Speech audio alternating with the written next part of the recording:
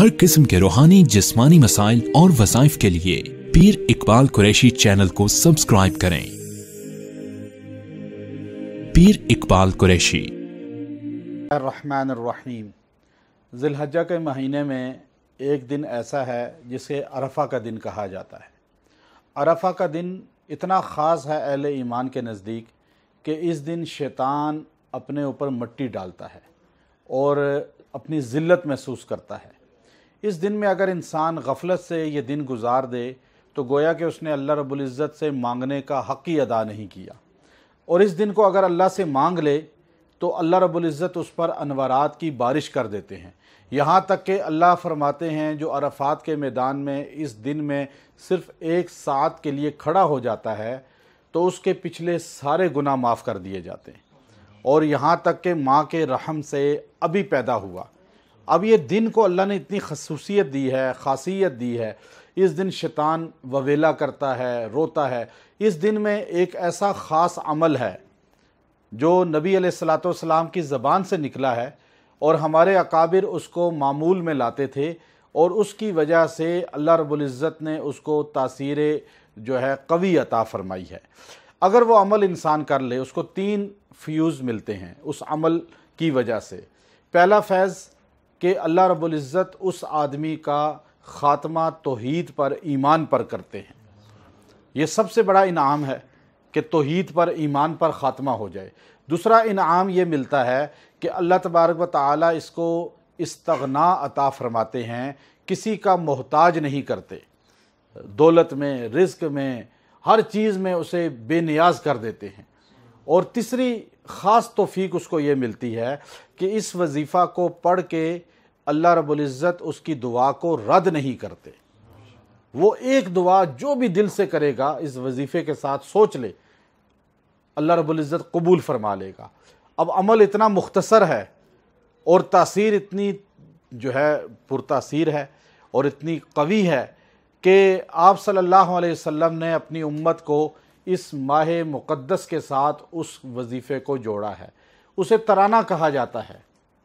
आप सल्लल्लाहु अलैहि वसल्लम ने ईमान वालों का, हज वालों का तराना उसे करार दिया।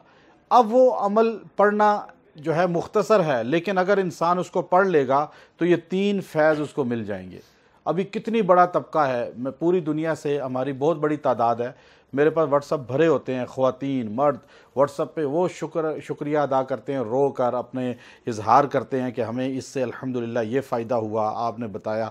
चूँकि ये चीज़ें सदरी होती हैं, बाज़ चीज़ें सदरी किसे कहते हैं? जो इंसान के अपने दिल के अंदर जो है, सीना के अंदर महफूज होते हैं वज़ाइफ, लोग इसको निकालते नहीं हैं, बताते नहीं हैं। ये जो वजीफ़ा जो मैं आपको बता रहा हूँ, अल्हम्दुलिल्लाह इस वजीफ़े से मैंने बड़े बड़े काम निकलवाए। हमारे बुज़ुर्ग थे, बहुत बड़े शेख थे, और माशाल्लाह उनकी उम्र थी 125 साल उम्र, फ़ौत हुए। तो मुझे कहने लगे कि आप इस वजीफ़े को आप अपना मामूल बनाएं, आप देखेंगे कि आपका काम रुकेगा नहीं। एक दिन का वजीफ़ा है, ये भी नहीं कि आप 40 दिन करें। मैंने कहा अच्छा। हमने जब ये मस्जिद का आपके सामने छोटी सी मिसाल देख लें कि हमने शेबी मस्जिद का जब काम शुरू किया, आज तक एक सऊदी, ये शेबी नाम से है, चाबी बरदार काबा के, शेबी ख़ानदान ने कभी 100 रुपया इसमें नहीं दिया, किसी सऊदी ने रुपया नहीं दिया, किसी शख्स ने बड़े उनमें से अरबों में से नहीं दिया। अच्छा, क्या इसका तरीका था? ये अरफा का दिन आता तो ये अमल कर लेता। ये अमल करके तो जहन में जो नीयत होती कि ये काम करना है, वो काम अल्लाह ताला यहाँ आने वाले इलाज वाले जैसे आप आए, इन लोगों के दिल में डाल देता, और यही आके कहते जी हम ये काम करा रहे हैं। ना किसी को पीछे पड़ना पड़ा, ना किसी के पीछे एक एक के पीछे जाके कि आप जी चंदा दें, और ना हमें जो है ना इसके लिए ज़िल्लत उठानी पड़ी। अल्लाह रब्बुल इज़्ज़त ने इज़्ज़त के साथ, मुझे इस रावलपिंडी के बड़े उलमा में से हैं, हरम काबा में मिले, मुझे कहने लगे आप बताएं जी इतनी जल्दी कहाँ से पैसा आ रहा है ये मस्जिद में? मिसाल दे रहा हूँ। मैंने कहा ये मताफ़ है, आप मेरे साथ आएँ, मैं आपको काबतुल्लाह के सामने बता रहा हूँ, किसी अरब का पैसा इसमें नहीं लगाया, इस मस्जिद में। आप कहाँ से लगाए फिर? मैंने कहा आएँ। दरवाज़े के पास ले गया, मैंने कहा जी ये दरवाज़ा काबे का है, जिसको ये मिल जाए फिर मखलूक के सामने हाथ वो नहीं उठाता, हाथ नहीं फैलाता। तो ये दरवाज़ा क्या है? ये कलिमा है जो आपको बता रहा हूँ। وہ حیران ہو گئے، کہنے لگے صحیح بات ہے؟ میں نے کہا بالکل صحیح ہے، ہمیں مانگنا ہے اللہ کے در کے علاوہ جو ہے نا عادت پڑ جاتی ہے، پھر ہم مخلوق کے سامنے جھکتے ہیں، مخلوق سے مانگتے ہیں، مخلوق سے ہونے کا یقین دل میں بٹھاتے ہیں۔ یہ عمل مجرب اختیار کر لیں، آپ کہ کوئی بھی کام رکا ہوا ہے آپ دیکھیے گا یوں ہو جائے گا۔ یہ بڑا مجرب صدری عمل ہے، صدری عمل۔ حضور علیہ الصلوۃ والسلام نے امت کو سکھایا، اور امت میں یہ صرف حاجی پڑھتے ہیں۔ وہ کیا ہے؟ اب دیکھیے آپ عرفہ کے دن، جس ملک میں عرفہ جس دن ہے چاند نظر آیا، عرفہ کے دن ظہر کی نماز کے بعد، عصر کی نماز کے بعد آپ 70 مرتبہ تلبیہ پڑھیں، لبیک، سارے پڑھ لیں، لبیک اللہم لبیک لبیک لا شریک لک لبیک ان الحمد والنعمت والملک لا شریک لک۔ اب آپ دیکھیے کتنا آسان ہے۔ اب یہ پڑھیں گے 70 بار ظہر کے بعد، 70 بار عصر کے بعد، اور آپ دعا کریں، پھر دونوں وقت میں دعا کریں۔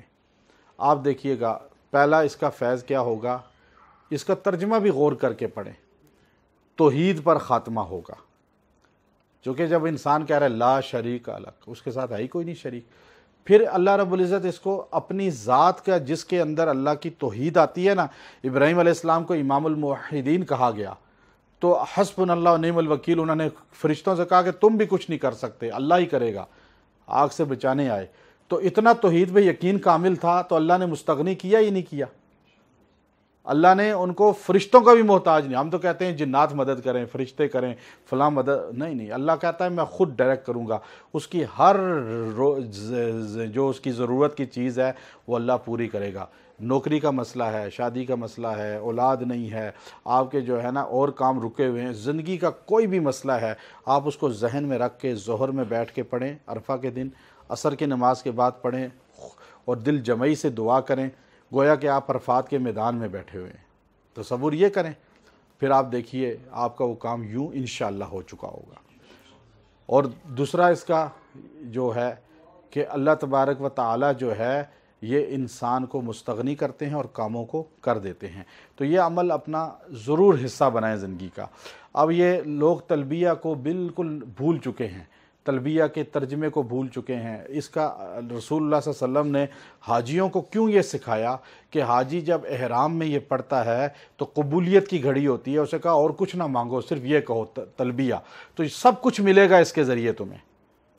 گویا کہ پتہ یہ چلا کہ اس تلبیہ میں بڑا فیض ہے، اور اس چیز کو امام رازی رحمۃ اللہ علیہ نے لکھا ہے۔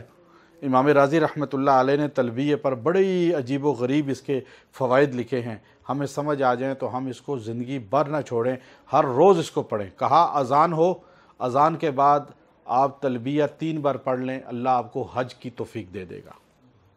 اذان سن کے دعا پڑھیں، دعا کے بعد تلبیہ پڑھ لیں۔ ایسے بہت سے مجرب عمل ہیں۔